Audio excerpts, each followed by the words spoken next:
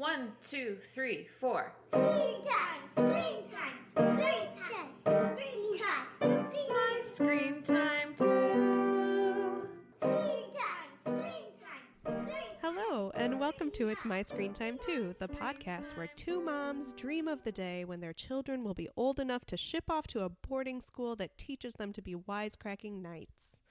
In reality, one mom dreams of the day she'll no longer regularly be cleaning up human feces, and the other laughs. I'm Katie. I'm Deborah. And I have one son. His name is Jay. He's 2.5. And I have 3 kids, 8-year-old named Tony and twin 5-year-olds named Libby and Nate. Our kids are adorable, aren't they? They sure are. How is Jay doing? Has he done anything super cute this week? I didn't even write anything down for this segment because it's just been like poop, poop, poop all the time. Aww. How's the potty learning awareness? Yeah, the potty awareness is fading. He seems to be getting less aware of the potty. Oh, man. So that's just been what our couple weeks have been consumed by. I don't know what else to say. There's just been a lot of poop. How about you? Well, this is day 3 of influenza for my 8-year-old, which is sad. So there hasn't been a lot of cuteness going on, except my kids were all listening to Wow in the World, my favorite kids podcast. And okay, so Wow in the World, I've talked about it before. It's awesome for kids. And they were advertising today like a toll-free number where kids could call in and tell them their Wow in the World. So my kids all took turns. And Libby, she said something that was fine, but her older brother, Tony, was like, you have to give a science fact. And she just couldn't really wrap her head around it. And so they quit. And then I caught Tony calling that toll-free number again and speaking in a really high voice and saying, this is Libby and my Wow in the World. So he prank called Wow in the World. And I'm not sure how many times he did it. So I love that. Voicemail box might be full. Oh, wow. That is awesome. Even through his flu, he was like, I have to rectify this. Yes, it has to be a fact, not just I like lions, but something factual about lions. Have there been any changes to your screen time policies? Well, we've been watching more because what can you do when you have a over 100-degree fever? Yeah. So we watched the Emoji Movie. We watched several episodes of Droid Tales, which is available on Netflix. Is that a Star Wars thing? Yeah, it's like a Lego Star Wars cartoon that's pretty funny, actually. Gosh, I have to look into this. This sounds right up Jay's street. Yeah, totally. We went to highlightskids.com and they have all kinds of quizzes. You can take a quiz that tells you what pizza topping you are and do word finds, pbskids.org. So we've been a lot more screen time than usual. I wonder if highlightskids.org would refrain from harvesting my data when I take personality quizzes, because I'll just switch to that.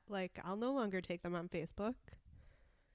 Yeah, do it. You can find out what state you should visit. How about you? Screen time changes? Let's see. We took a little mini vacation over the weekend. So there was an airplane ride, and so a little bit more screen time there. But other than that, we've been pretty standard. Cool. Yeah. So today we are talking about Night Squad. Night Squad is a new series on Nickelodeon, and it just premiered. Let's see, we're recording this in late March, so it premiered last month in February. still in its first season, and we really wanted to do something that was new and fresh. Night Squad is about teens who attend a medieval school to become knights.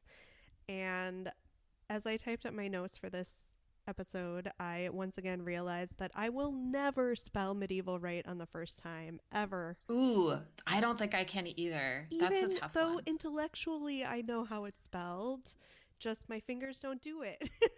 Mm-hmm. Okay, so they're in training to become knights under the leadership of the brilliantly named Sir Garrett the Often Injured. And there are 3 competing squads of knights in training, and the show follows one squad, the Phoenix Squad, which is composed of cocky wonderkind Ciara, half giantess Prudence, legacy student Warwick, and newcomer Ark. Ark and Ciara each have secrets that could end their dreams of knighthood. Ark is not a dragon blood, which is the word for noble in this country, and technically he is ineligible to become a knight.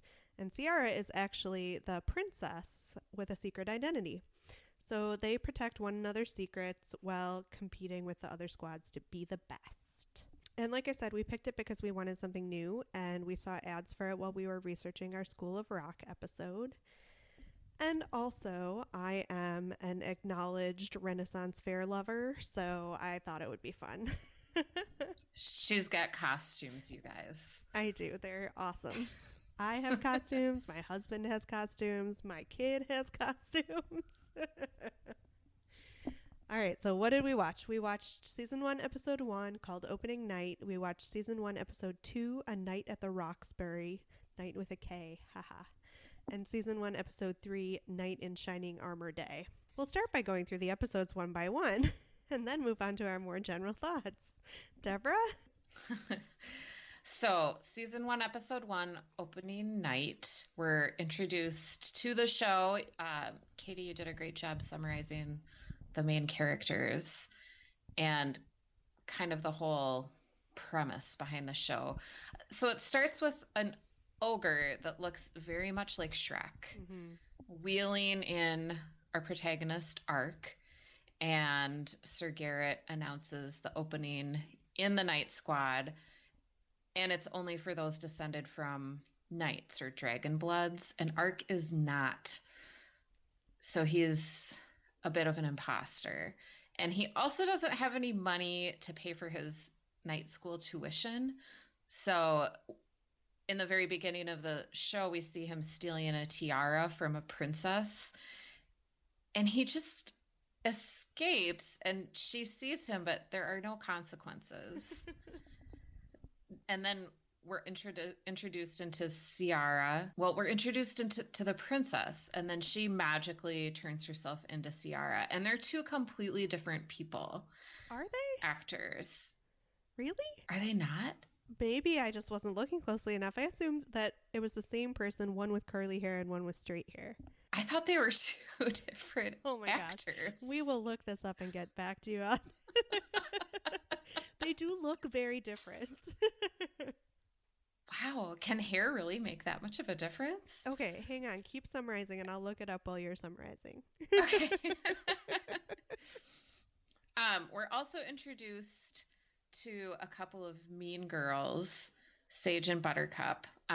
So Ark, Ciara, the quarter giant girl, and the other kid, sorry, I'm blanking on their names. They make up the Warwick. They make up the Phoenix Squad, and they have to decide on what challenge they're going to try to accomplish. Ark and Ciara go through some strife because she figures out that he did steal her tiara and he lied about it. And so they have this breach of trust that has to be resolved. And then at the end of the episode, they collaborate and they defeat a really scary troll, and Ark is able to earn back Ciara's trust. I looked it up and there's no one credited as the princess, so I guess we assume they're the same person. I don't know. Oh my gosh. I watched 3 episodes. Well done, Night Squad. Wigs are amazing. Sorry, that's so funny. So what did you think of the pilot? I had some, okay. I liked some of these are the things that I liked. I liked the characters. I thought they were fun. I thought they each had like a comical quality that was really enjoyable. I liked the representation of the cast. Like our protagonist Ark is like a handsome young blonde guy. So at first I was like, another one of these shows. But like the cast is really diverse, which is refreshing to see. And that includes like the main characters and like the extras in scenes. One thing I really liked was there's a ton of aerial somersaults. They do like a lot of there are flips. stunts. Everywhere Art goes, he's doing a aerial somersault to get down off a ledge. Like that was super fun to watch. And I thought that the plot was kind of dumb, but for kids it's enjoyable. Like there's enough conflict, I think, to keep kids interested. How about you? I think that if you're going to do something goofy, it's best if you lean in. And I think they did a great job of leaning in because, this is obviously supposed to be set in a mythical time long past. And the props and sets and costumes are so cheap. So cheap. Yeah, I wrote down set looks made out of cardboard. Yeah, like you can see the styrofoam flakes coming off of every rock. Like it is not, the production values are not super high, which is maybe why they amped up on the one thing they got, which is a lead that can do aerial somersaults. Yeah, and that hair. He has very good hair. Yeah. And I think amazing hair. The core 4 in Phoenix Squad and Sir Garrett, who runs the night school, they all did a really good job of selling the goofiness of the concept. So that was, a mark in their favor if the cheapness of the sets was a mark against it. At first blush, I did not like it as much as School of Rock, which is the most recent other teen tween show that we watched. Oh, there was one really funny thing in this episode. So the princess, she has to transform into Ciara because her dad, the king, won't let her join the night squad because he thinks it's too dangerous for her. And to illustrate this, she is telling Ark about what it's like to be the princess, and it shows like a flashback scene to like the previous year when she was still sleeping in her crib. Forgot about that. A maybe 14-year-old or something, and it shows her sitting behind the bars. It was so funny. So funny, especially because a friend of ours, a mutual friend of Katie's and ours, has a recently turned 4-year-old who is amazingly still sleeping in her crib. Yeah, so that made me think about our friend's adorable daughter.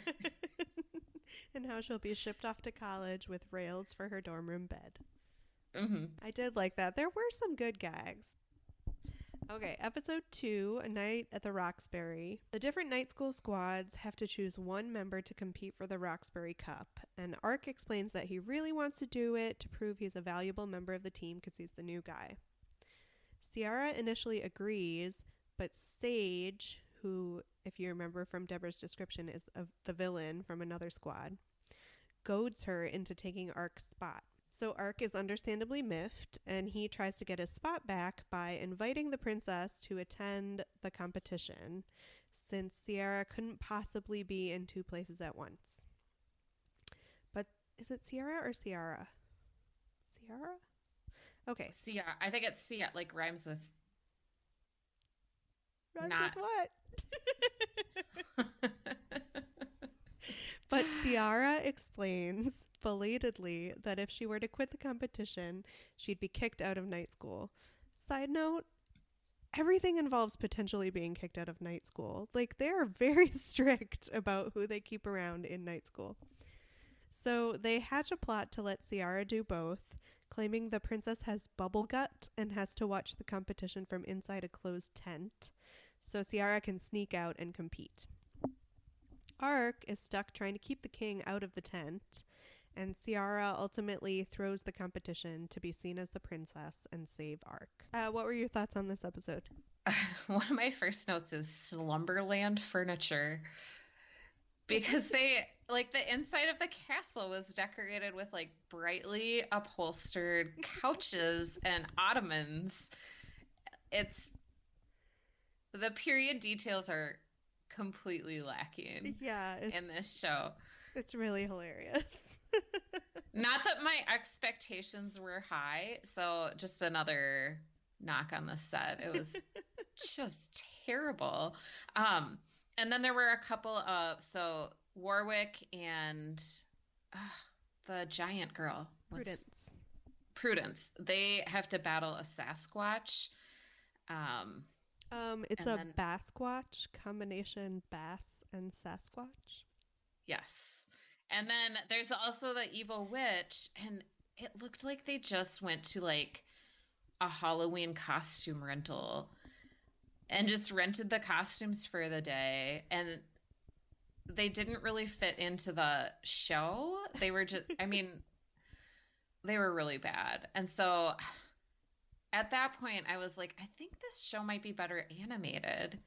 I thought about that too. Like, if you really don't have the kind of money to let you do props, setting, or effects, like, why are you doing a live action show? And yet they were able to make, so there's this scene where they're at the Tasty Trunk, which is like a soda joint within a really large redwood type tree, and they say they're going to flip a coin, and it turns out coin is the name of the flipping elf. The flipping elf. And they make him look miniature, and he's just on the table. And that was a funny little bit. Yeah, and but so as effects go, it's not expensive. Is it not? Okay. I don't know the range of these things. Along the same lines of the costumes, when they're at the competition, the king is watching, and he has attached to his crown, he has 2 beverages. So it's like and he has a straw like going down to his mouth. So it's like the kind of the beer guzzling hat that football fans wear. That was so silly. And at another point, he had a crown with a tissue box on top of it, so he could just like pull the tissues out. I did enjoy the King's novelty crowns, and I was hoping it would be a running gag, but I don't think they continued it into episode 3, unfortunately. I don't remember what episode it was. Maybe it was the first episode where he interrupts Ciara and Ark, and Ark has to hide, and he's just checking to see if his crown makes him look good or not. Do you want to move on to episode 3? Sure. Knight in Shining Armor Day. So, as it's been established, Ark is not a dragon's blood, so he knows nothing about this world, and it turns out that the knights all celebrate something called Armor Day. And Ciara tells them all about it, and they basically celebrate the hope that this magical suit of armor will be found someday. And they have really just obscure traditions. Like they have to brush each other's teeth. Like you can't brush your own teeth on that day. They have to search for a foil wrapped chocolate knight. That's part of the deal. So the princess pit helps butter. Ark. Don't forget pit butter. They serve food from their armpits. Was that part? That was part of Armor Day? Yeah, didn't like Ark serve like an ear of corn out of his armpit at one point? Yeah, that was super weird. I missed something because I was watching it with my kids, and they're kind of loud and distracting. What? So sorry, I missed the pit butter. So Ark is trying to figure this all out. He really wants to help. He messes up because he hides the chocolate knight too well. He's supposed to just place it under like the head teacher's chair, and he instead throws it off a cliff, and so they have to go and find it, and they battle like a half rat, a garbage scavenging rat. Oh, it was so weird. That's all I got. Ark somehow makes it through. He doesn't reveal his true self. So everybody's still in night school at the end of this episode. Awesome. No one got kicked out, even though, as usual, it was threatened. Mm-hmm. Did you notice that for some reason the giant rat was Italian American? Yes. Was that like some sort of like mob joke? I don't know. I didn't get it. I didn't get it either. It was very weird. Maybe this is because I didn't watch The Sopranos. This was, I thought, the weakest of the 3 episodes. Although I did love it, there was this whole side plot where Prudence and Warwick they had like a musical review about Armor Day that they always wanted to do. Mm-hmm. And they had done it the previous year. And Sir Garrett hated it so much that he forbade them from doing it again. And at one point he was talking to them you can't see my hands. I don't know why I'm gesturing. He was talking to them about why they couldn't do it, and he does spirit fingers with his fake hand. He has like a immobile Jaime Lannister-esque hand, but he's trying to do jazz hands with it. It was pretty funny. Mm-hmm. Mm-hmm. And that was really like my only standout from this whole episode. Yeah, there was one funny scene where they're at the Tasty Trunk and somebody orders fruit punch, and the bartender like holds up a pineapple, punches it, and then the juice falls out or pours out into a glass. I just thought that was a brilliant little gag.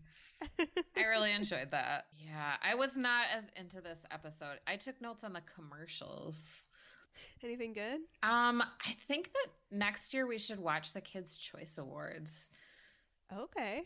It's been a long time. Do they still slime people? I think they do. That was talked about in the commercials. And then there was a commercial for a fur babies. They're just like little stuffed animals. But I swear it was Kate Bush singing the jingle.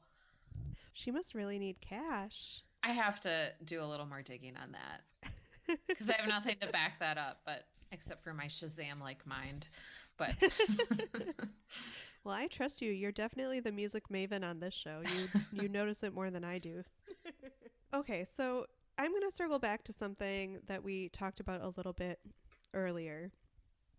And that has to do with the live action comic fantasy and where that genre belongs. And this is going to be a little tangential, but before the Game of Thrones television series started, I read a buttload of think pieces about whether or not the show would be successful because I had read the book, so I was pretty excited for the TV show.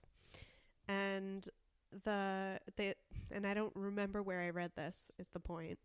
But it definitely wasn't my idea. But the perceived wisdom was that perceived or received? Received? The received wisdom was that fantasy shows couldn't be successful because TV didn't have the budget to do like good effects and make fantasy worlds be convincing. And I wonder if a show like Night Squad proves that we need those big budgets or proves that we don't.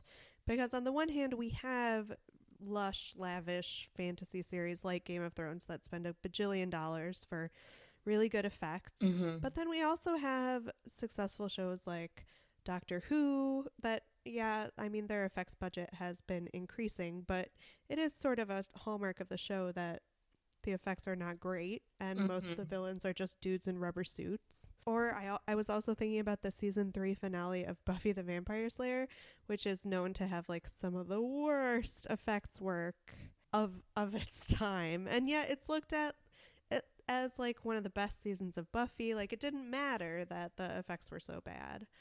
So I wonder if like Night Squad is good enough to overcome its budget or lack thereof. Yeah, I feel like for a kids show, kids just need like broad brush strokes. And they haven't watched as much as we've watched. They haven't seen Game of Thrones, so they don't have that expectation. So I think it's okay for it to be like a cartoonish, cheap set. So is this just proof that like if Jay ever decides he wants a castle or something in his room, I can just make one out of cardboard and I never have to buy an expensive one at like Land of Nod? Yes. Yes. That's awesome. Yeah, totally. Totally. Yeah, because kids have amazing imaginations. But then, I don't know, you have all those sad Halloween posts about how, like, moms made adorable Iron Man costumes out of household goods and their kids just threw a fit because they wanted the one from Walmart. Yeah. But again, in kids programming, why deal with effects? Why deal with those budget issues? Why even deal with those questions? Why not just animate it? I know. I think this would have been a much stronger show if it were animated. Is there a space in the kids' TV world for cartoons for slightly older kids? Like, is that a thing? Oh, definitely. I think so. Yeah? Yeah. I can't think of any examples, but maybe it's just because we usually focus on the cartoons for like the preschool set and then live action for the teens or the tweens. Yeah. Well, one that's on our watch list is Loud House. I think that's geared toward older kids. Okay. I feel like Phineas and Ferb is for Okay, a so slightly okay. older audience. I think there's definitely programming that is animated, but for a little bit older audience. Okay. Yeah, and there's a lot of programming on Cartoon Network that's like 14 and up, which probably hits that. Oh yeah, that's right. Like Steven Universe and Mm-hmm. oh gosh, Gravity Falls and stuff like that. Mm-hmm. Yeah, I forgot about that. That's not actually for adults. It is for kids. 14 and up, so yeah, loosely. The other thing that we've watched before that this reminded me of was DC Superhero Girls, in that it's kind of a school for special people with special abilities. Mm-hmm. And my question for you is this meant to make me feel special? Because it kind of just reminds me that I do laundry for a living instead of going to night school with giants. Like, does seeing this, is this aspirational? Like, someday you could go to night school? Or is it just like, oh man, what have I done with my life? I'm not a knight.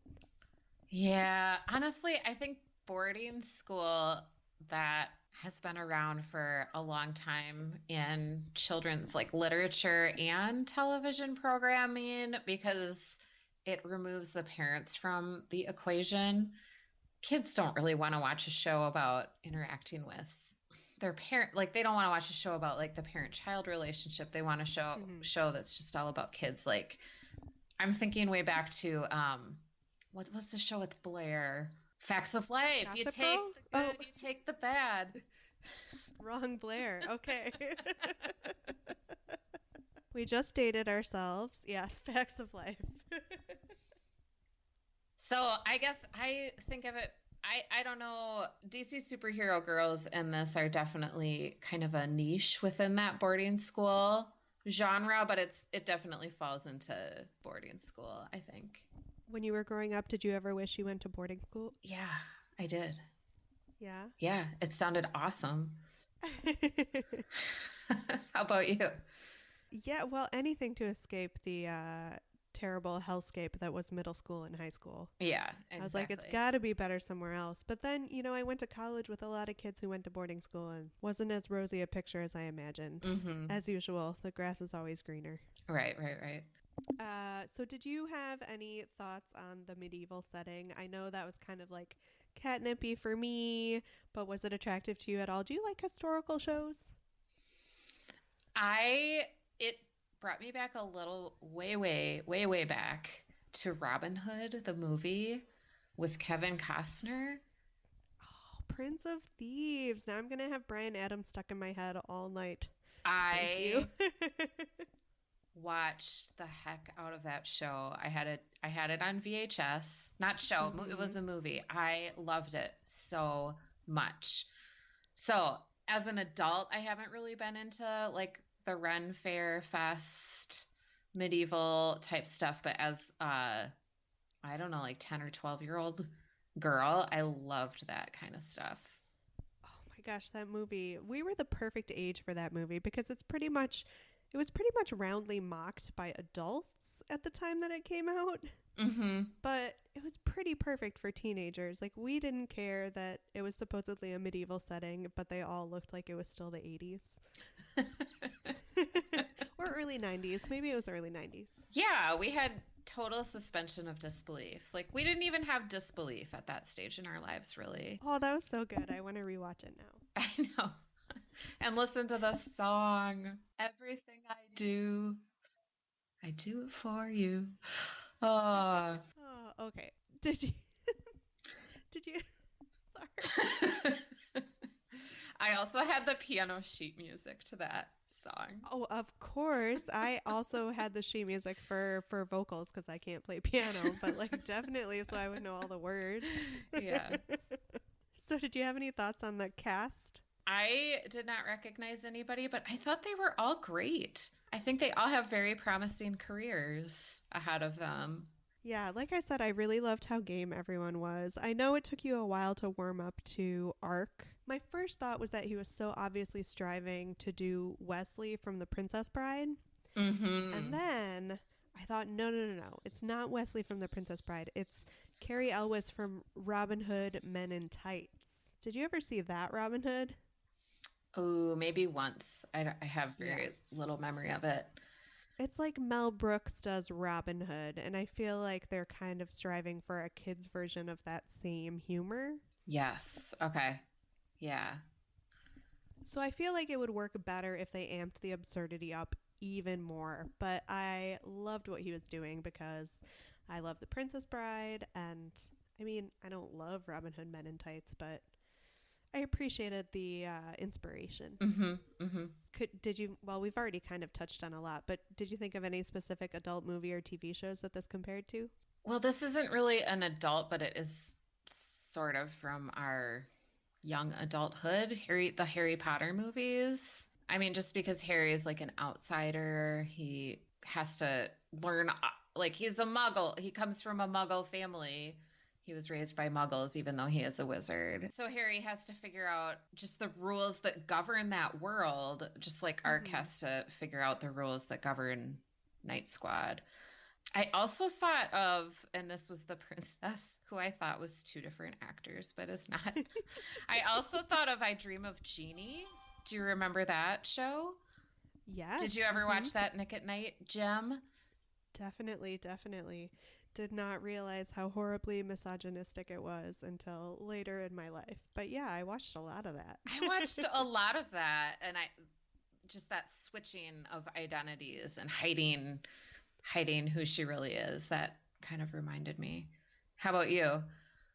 Well, we've actually had a fair amount of like historical knights and castle shows recently. We recently watched this miniseries on, I think it was Stars. So they adapted two Philippa Gregory books, The White Queen and The White Princess. Oh, I love Philippa Gregory. Yeah. Well, if you are interested, we only watched The White Princess, and it was fun. I mean, it was just like a Philippa Gregory book in miniseries form. Fun, but not good for you. Yep. So we watched that recently, and I know the CW has that show Rain, which we've not seen. My little sister loved and I'm forgetting which premium cable channel this one was, HBO or Showtime, The Borgias, about the Borgia Pope, which I know is more the Renaissance, but you know what I'm saying. Lots of heavy historical stuff. We watched The Last Kingdom for a little while, which was about like early Britain, Vikings. But these are all really big budget projects. So it was hard to compare apples to apples. Really, the most recent thing I've been watching that it reminded me of in a weird way. Have you heard of this television show called Schitt's Creek? I have, but I haven't watched it. Okay, so it's available on Netflix, and it's a comedy about a family who's very, very wealthy and has, a financial collapse, and so their circumstances are drastically reduced. But these people are the most over-the-top people. Like, their portrayal of rich people is, like, to the bazillionth degree. We're talking, like, Queen of Versailles. Okay.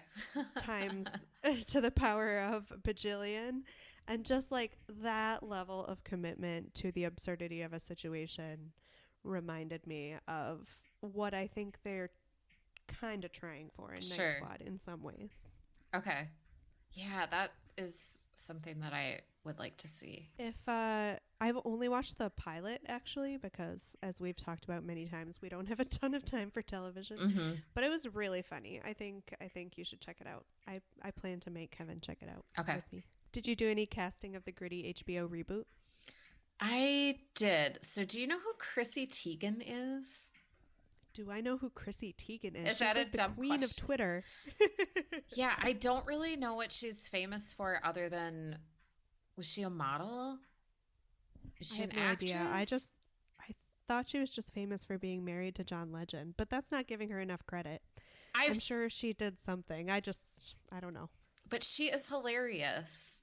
And I really like John Legend also. So I would like to see Chrissy Teigen as Ciara and John Legend as Ark. I think they'd be really cute. I like it. A good husband-wife project together. Yeah. I kept going. So I thought that Prudence was very Phoebe from Friends. So I'd cast Lisa Kudrow in that role. Okay. Warwick, I would cast Will Smith because he has that same just likability factor. I would cast the King as John Cho just because we haven't cast him in anything in a while. Oh, John Cho. Yeah, we should be giving you more work because we both love you. Yeah. Sage should be played by Selma Blair. And Buttercup, Sage's sidekick, we never really talked about her, but she would be perfectly portrayed by Ellie Kemper. Yes, because she's so sunny. Yeah. And I think I like it. Like any situation where like Chrissy Teigen and John Legend are trying to go incognito, not as themselves, would be super funny, I think. Yeah, I like it. That's what I got. How about you? So I was thinking about the process of becoming a knight and how it's in reality just not fun at all. Like, you have to be a super rich dude who can afford all the accessories, and then your reward is that you get to risk your life in heavy, sweaty armor. Right. Which think didn't of really how sound heavy like... that would be. Yeah, so heavy. Yeah. And so it didn't really seem like a recipe for a super compelling television show. So then I thought maybe just like proving oneself in a school full of people who are inclined to hate you and sort of rising in the ranks based on your talent and despite your background. So something that sticks to like the minutia of that world and doesn't have like a larger good versus evil component. So it focuses on the petty politics of like the school or the royal court or wherever they are. So I was casting this in my head, and I realized, as usual, it's problematic because I just don't know enough young actors. I know. Me neither. So I definitely want to get Damian Lewis in something where he can use his British accent. So I thought he could be like the existing leader or the head teacher or whatever. And then I thought, let's just throw David Tennant in there because I love him. And he could be like the entrenched rival or the stick in the mud. And then, you know who's going to need work soon is Matthew Rhys from The Americans. Love him. Because that's closing up, so, you know, he could join the cast. I like it. But I just can't think of a young person to play the lead. I know. I don't know any teen actors, really. I mean, I guess there are always up-and-coming young people. Yeah, which is why we should watch the Kids' Choice Awards. Is it happening now? Like, it's this time of year? We missed it. Yeah. All right. I'll put it on my calendar so we know to look out for it next year. Okay. Do you think it was better when we were kids? I think this is pretty good for the target audience. I would have loved this show when I was a kid. I mean, and I was, as an adult, I was pretty entertained by it. Yeah, I think we just lacked the breadth of programming. Like, there wasn't anything like this out there when we were kids. No. I mean, later we had Buffy the Vampire Slayer, which was like the closest supernatural thing I could think of, but not really for the same age group that this is shooting for. So in this case, not better when we were kids. Would you ever watch this alone voluntarily? I will again to see if I can tell if the actor playing the Princess and Ciara is the same or not the same. Oh my gosh, I am gonna go back and watch that. How could I be so easily duped by Their a hair is wig? really different. Wow. Yeah, I would only watch this alone voluntarily if they like way amped up the absurdity level even more, like turn it up to 11. Mm-hmm. But otherwise, I don't think I'll be tuning in again. Yeah. Do you want to do 10 seconds on whether this is good for our kids?